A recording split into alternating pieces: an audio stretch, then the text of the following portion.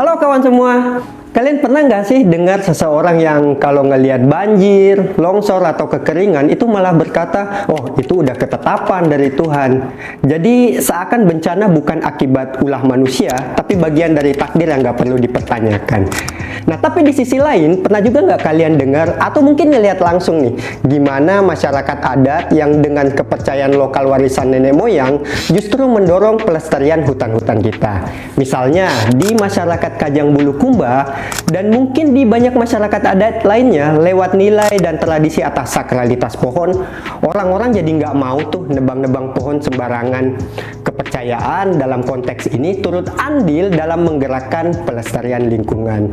Jadi hubungan antara religiositas dan ekologi semacam ini tentu menimbulkan pertanyaan, apakah agama benar-benar punya peran dalam pelestarian lingkungan?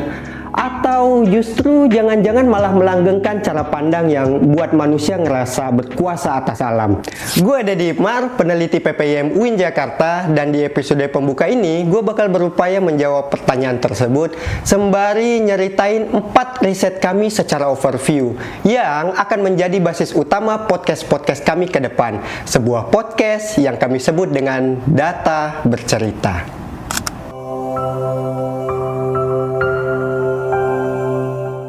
Kita semua tahu, dunia sedang nggak baik-baik aja. Suhu bumi terus meningkat, banjir datang lebih cepat, kekeringan makin menjerat, dan cuaca sering berkhianat. Kemarau yang biasanya datang di bulan Juni, kini hujan malah turun di bulan Juni. Dan ya, seperti kata Pak Sapardi, tak ada yang lebih tabah dari hujan bulan Juni. Tapi oke, kita fokus lagi. Di tengah semua kerusakan lingkungan ini, persoalan agama mendapat relevansinya kembali untuk dipertanyakan. Apakah agama yang selama ini jadi sumber moral dan nilai, itu tuh masih punya suara dalam menyelamatkan bumi? Atau kita justru sedang kehilangan arah nih sekarang? Karena sibuk memikirkan langit, namun lupa menatap tanah yang kita pijak. Dari serangkaian riset yang kami lakukan di PPIM UIN Jakarta, kami coba ngeliat kembali gimana sih umat beragama, khususnya komunitas muslim di Indonesia, merespons isu lingkungan. Selama kurang lebih 2 tahun belakangan, itu kami turun ke berbagai desa, komunitas, hingga pesantren di provinsi-provinsi di Indonesia untuk ngeliat gimana sih masyarakat memaknai alam dan iman mereka. Perjalanan itu kemudian menghasilkan 4 laporan penelitian. Riset pertama yaitu Gerakan Green Islam. Nah, ini penelitian kualitatif tentang gerakan kolektif lingkungan berbasis Islam di Indonesia. Kami nyebutnya dengan Gerakan Green Islam. Nah, di penelitian ini kami nemuin lebih dari 142 organisasi Green Islam di seluruh Indonesia, mulai dari ormas kayak NU dan Muhammadiyah sampai komunitas-komunitas di daerah. Ada yang gerakannya fokus pada konservasi hutan dengan memberdayakan ulama-ulama perempuan kayak HK di Aceh. Ada yang memperjuangkan keadilan agraria kayak FNKSDA. Ada juga yang melakukan environmental campaign di sosmed kayak Agri Quran. Riset kedua yaitu survei nasional seberapa hijau masyarakat Indonesia. Dalam survei nasional terhadap lebih dari 3.000 responden di seluruh provinsi, kami nemuin nih bahwa hampir 8 dari 10 orang tahu tentang perubahan iklim. Dan mayoritas yakin hal itu memang sedang terjadi. Nah, tapi menariknya, hanya separuh yang benar-benar khawatir terhadap kerusakan lingkungan. Ini masih kalah dibanding kekhawatiran terhadap kriminalitas. Ketika ditanya siapa penyebabnya, sebagian besar menjawab manusia. Dan banyak juga yang menilainya sebagai takdir atau peristiwa alami. Lalu riset ketiga, inovasi lingkungan komunitas muslim lokal. Dalam riset ini, kami berupaya menjawab pertanyaan, mengapa sebagian komunitas muslim lokal itu mampu melahirkan inovasi lingkungan sementara yang lainnya tidak. Padahal yang lainnya itu merupakan desa tetangganya.